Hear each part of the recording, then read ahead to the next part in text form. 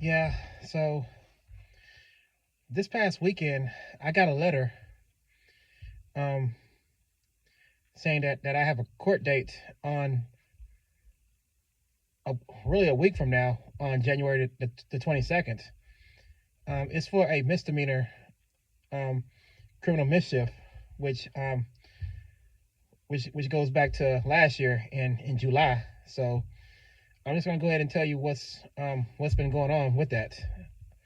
You know, because I'm just now getting a court date after all this time. So it's been several months.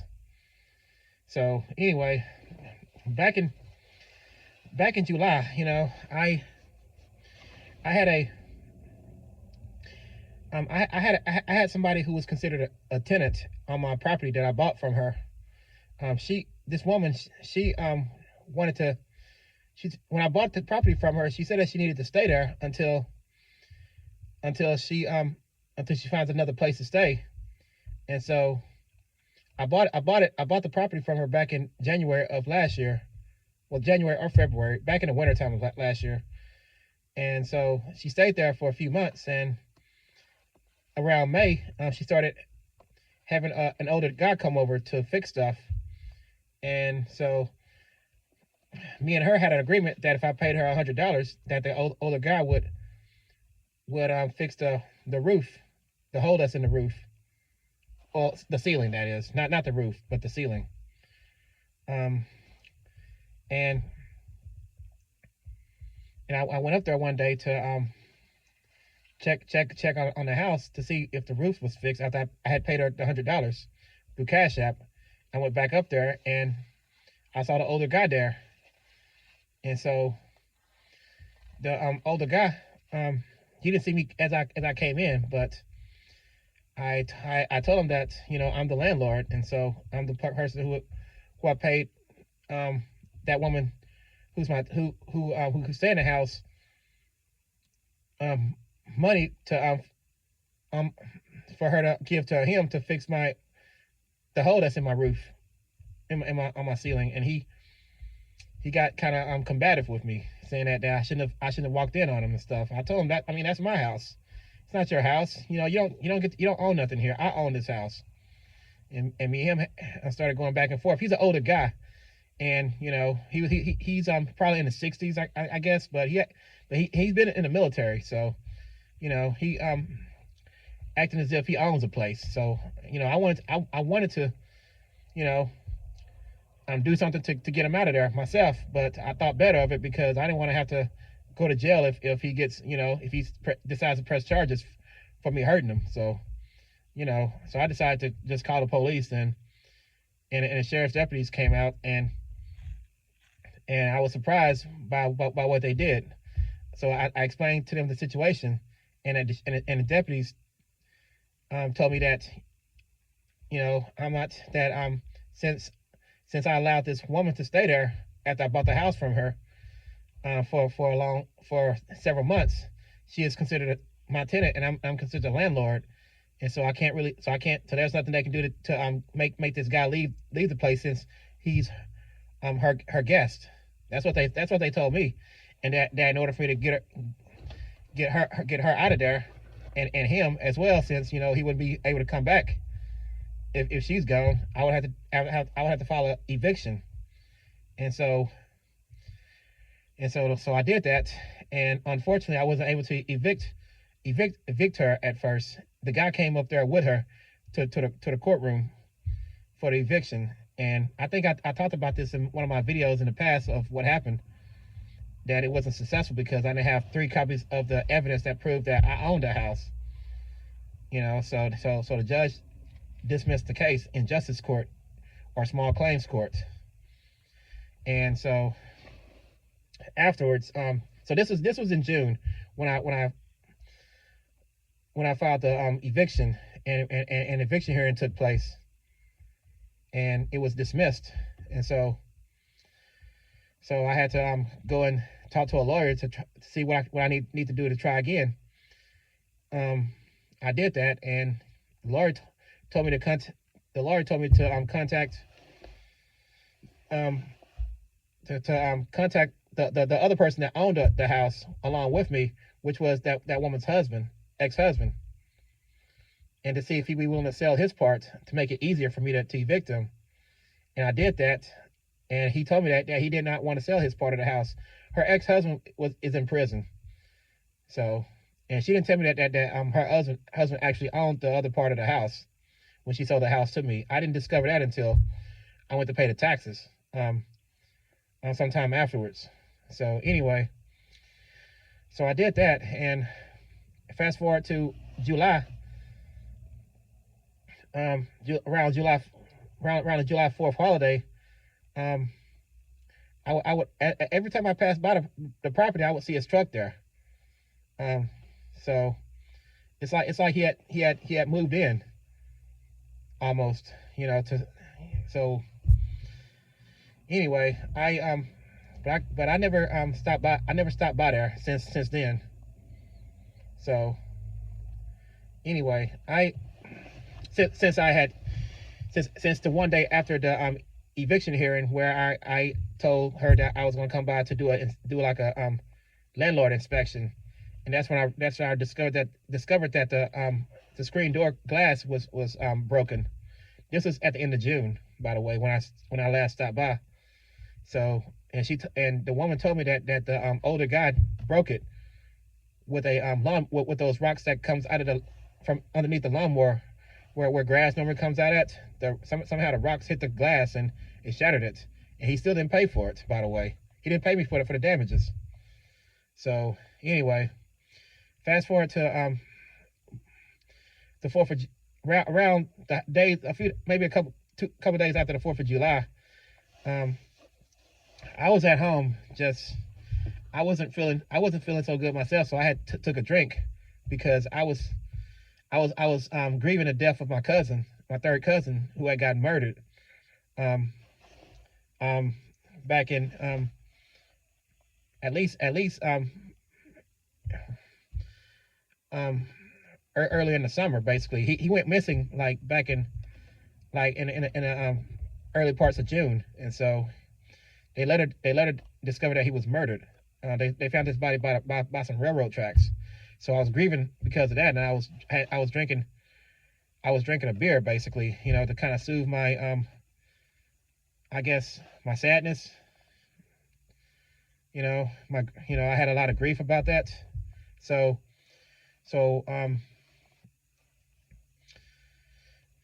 then I went to go outside, and I saw a sheriff deputy outside. My mother told me that someone was out in the yard, and so I went to the door, and I saw the sheriff deputy outside, and I was wondering what's going on.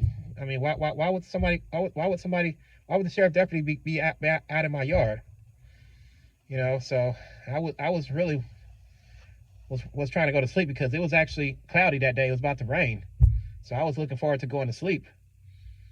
So I went outside, and a sheriff deputy came up to the door and asked me if asked me was I the person who owned the property up the road from where I live at, and I said he told me the address and everything and a description of the property, which is a bluish house on 1 acre land. I said yes, and then he told me that there was a man who was up there with a truck. His windshield was broken. He asked me if I knew anything about it. I said no, because I haven't been up there. And when I was up there the last time to check on my property, his truck wasn't up there. And so he asked me. He told me that the guy was thinking that I might have broke his windshield with a baseball bat. And I said, I told him I didn't know anything about it. And he then told me that the old man had told him that he wasn't going to press charges if I told him that I broke it. The older man had told her that me and him had issues recently with him being there. So anyway, and so he was trying to get me to confess to cracking the old man's windshield with my baseball bat. The woman knew I had a baseball bat in my car, so So she told, so I guess she told the police that as well. And so yeah, I don't know how they well, actually, the woman who lived there, I had given her rides and stuff, so she probably saw me with a baseball bat in the back of my in the back seat of my, well, on the floor of my car. Whenever she went back there to put her groceries back there when I take her to get groceries, because she didn't have a car at the time. So anyway, I told the sheriff deputy that I didn't do it. He kept trying to press me to confess, and then finally he asked me if he could see my baseball bat. I told him, I mean, I don't like people getting in my car, searching my car and stuff. And he threatened to do a search warrant where he'll be camping out at my house for hours until a judge decides to sign off on it. So I didn't want cops camping out in front of my house. So, you know, I just decided to take my bat out because I didn't think anything of it as far as you know, because I didn't hit the guy's truck with the baseball bat. And so I took the baseball bat out to let him look at it. He said, "Oh, I see some scratches on there. It looks kind of like scratches that where you hit the windshield with the bat." And I said, "I mean, I bought this bat from a thrift store. It's gonna it's used.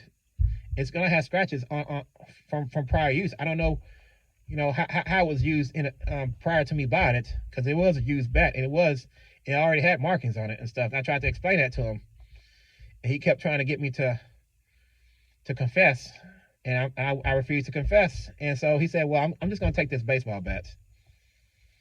And so if you're not going to confess to hitting this guy's truck, I'll just take the bat." And so that's what he did.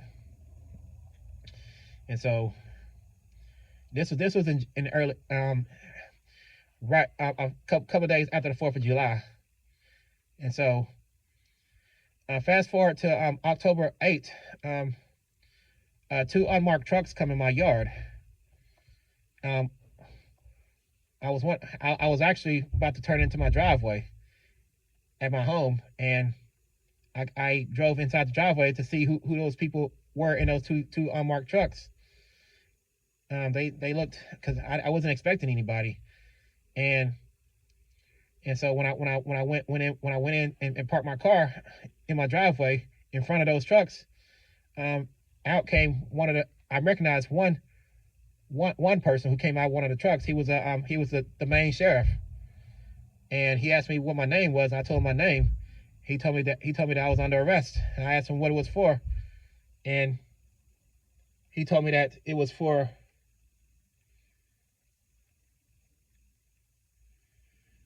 that's a bobcat. That's a bobcat by the car. Let me record it right quick. Let's see if I can. Oh man. Oh, how do I? Oh man. I can't even.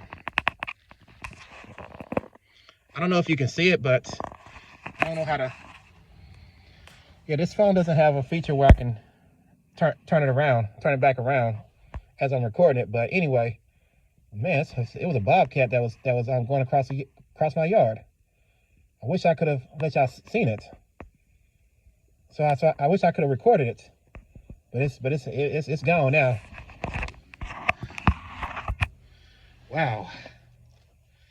But anyway, so the sheriff actually had his deputy place me in handcuffs. I think he was trying to train him how to arrest somebody.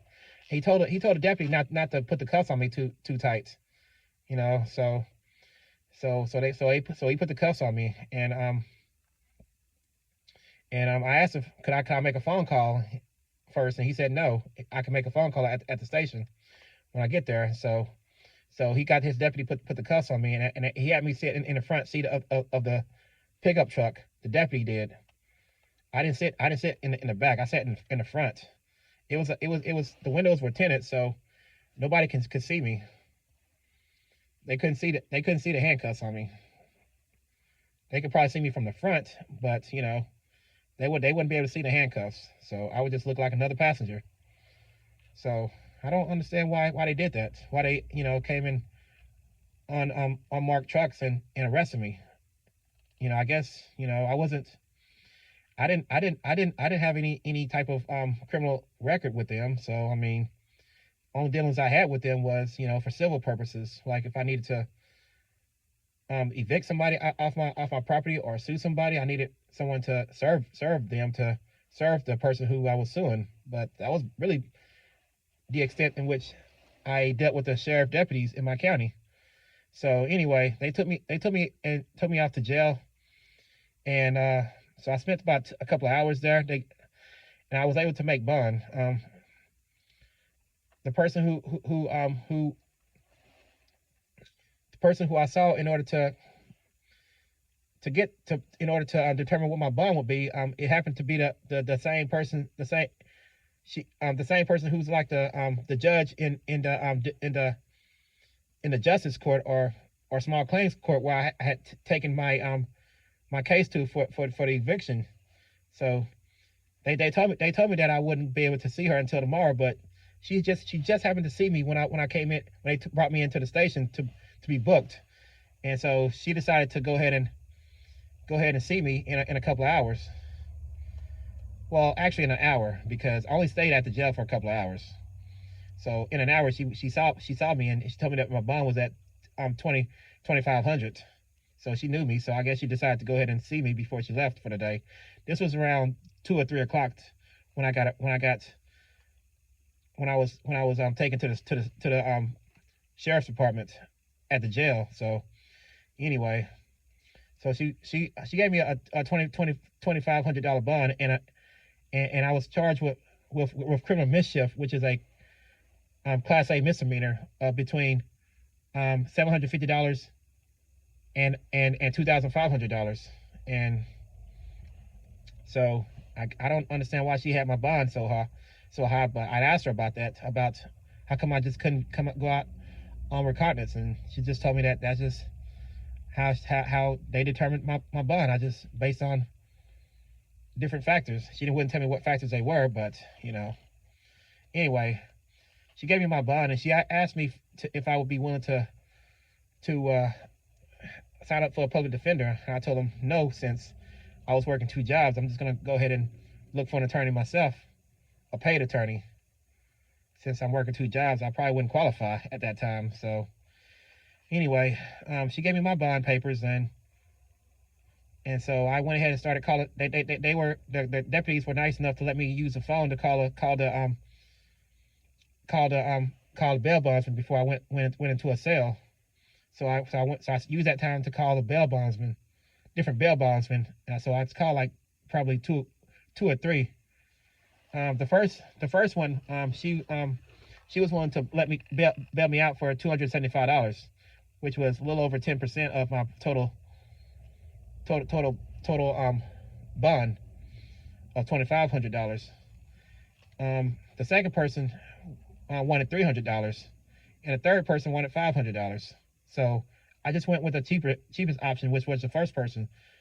So I called her, and my cousin arranged for the money to be taken out to be they only accept they couldn't accept the money that I had at the jail from my cards or from the cash. The cash that I had, it was actually quickly transferred into a commissary account, so they couldn't accept that. So I actually had to get other people who had money to pay for my bond, like my cousin and my relatives and my aunt. And I would have to borrow money from them in order for them to pay my bond, and I had to pay it back to them once I got out. And so they ended up doing what they needed to do in order to pay the bail bondswoman. Actually, she was a woman who ended up coming to pick me up eventually. So in the meantime, they took me back after I got through contacting the bail bonds people. They escorted me back into a cell with like it contained like, I think it was, I remember it being by 3 bunk beds, So it's like a six-man cell with a bathroom and toilets at least, and a sink, and a table in between the cell. So it was a pretty large cell, but it was just it was like a six-man cell. And so I had the top bunk, and I talked to one of the inmates there. He was actually in the newspaper previously, getting baptized there at the jail. So we talked for a while. I stayed there for an hour, and then one of the deputies told me to pack it up, that I was leaving. My bail bondsman has come to pick me up, and so I gave away my stuff that they gave me that they give all incoming prisoners. I gave it away to everybody else, and except my blanket and stuff, because they told me I had to keep my blanket so that they can, I guess, take it back. So so they let me back out to the front, and I spoke with my bail bondswoman. She told me the conditions on my bond, which was to check in every week online through an app, and I signed paperwork, and just like that, I was free. So after I got out of jail, I went ahead and my aunt came and picked me up, and I had to put $20 worth of gas in her car in order for her to take me home, and so I did that. And and later on that evening, I went and picked up my mother, and I went and got some cash out of my account in order to pay my aunt back, and also my cousin back, who had paid for my bond, because I had just gotten paid from the jobs that I was doing. So yeah. Later on, in October, I called the DA's office to find out who was pressing charges against me, and why I was being charged in the first place, as far as who had how was it determined that I was to be charged, and whatnot, and what type of witness, who's going to testify against me, and what evidence that they have. And the DA's office said that they couldn't tell me, since I've already been arrested and everything. And so, I couldn't. So that was that. I had to find a lawyer. They told me that I had to talk to a lawyer. They had to talk to a lawyer about that. They couldn't talk to me anymore. So I just started looking for lawyers. In the meantime, I had started my job at the post office back in the summer, but they just increased my hours because they needed me to come in at 5 o'clock in the morning in order to help sort packages or throw packages, like I had talked about in my previous video. So I started working like 6 or 7 days a week. So I really didn't have time to look for any lawyers. I did call some lawyers on my days off, or when I was on break, to try to set up a consultation by phone, or maybe in person. I could probably have to take a day off to do so. And I called them, and none of them called me back. So I just gave up for a while and just focused on work. I was just hoping that my charge would somehow get dropped. And so from then on, I just been working those long hours at the post office, and not thinking too much about my case. So fast forward to December, the latter part of December, after Christmas, I had to quit my job at the post office because it just became too much for me, pressure wise. Like I said in one of my last couple of videos, my mother started calling me several times that morning when I came in to sort packages, and my supervisor was just trying to get me to do the work faster, to the point where it became chaotic. So it just gotten too much for me. So that's why I went ahead and quit and walked out. And fast forward again, this month, here in January of 2025, January the 10th, this past weekend, I get a letter from the courthouse, from the county courthouse, stating that my court date has been scheduled for the 22nd of this month, which is a week from today. and about a week and a half from this past weekend. So I only have limited time to prepare. That's when I started getting into full gear to try to get lawyers to represent me. I started instead of just calling them. I started walking, doing walk-ins, and so that they had to schedule me when I see them face to face, as opposed to calling them and they're not calling me back. And so the first lawyer I talked to, I had walked in, and they scheduled me for the next day, and I went back in the next day at 3:30 for the consultation. I told them about my case, which was a misdemeanor. By the way, the letter that states when my court date is, I noticed that the misdemeanor has been reduced from Class A misdemeanor to a Class B misdemeanor, which is a lesser misdemeanor, where instead of me facing 1 year in jail, I only face 6 months in jail. So yeah, it became a lesser misdemeanor because it is now a criminal mischief charge that is between $750 and, well, between $100 and $750 instead of between $750 and $2,500. So they reduced the misdemeanor, which is good. I guess any progress is better than no progress. So and I also failed to mention that there's going to be a new district attorney starting soon as well, because he was elected this past November to the post. So the old DA is leaving. So maybe that's why she didn't want to prosecute the case. She wanted her predecessor to do so, because she knew me basically. She knew who I was because her mother was my teacher in high school, was in a computer class. So anyway, I got the letter, and I went and I showed it to the attorney who I was consulting, and he told me that he would be willing to represent me for $5,000. You know, he told me at first before he told me the price that he wasn't going to be cheap. So I said okay, and then that's when he told me it was going to be $5,000. And so at that point, I wasn't going to hire him because that was too much. I didn't have $5,000 in order to pay somebody to represent me on a misdemeanor case. That sounds like something that they would charge for a felony case. So I told him that, I don't have $5,000. I only have a few $100s. And he told me that, that's still tempting, but that's, he normally gets $500 to take on cases as a public defender, but he has to he said that he much rather be paid $5,000. And so I said, well, I'll have to let you know when I come up with $5,000. I had to be polite about leaving.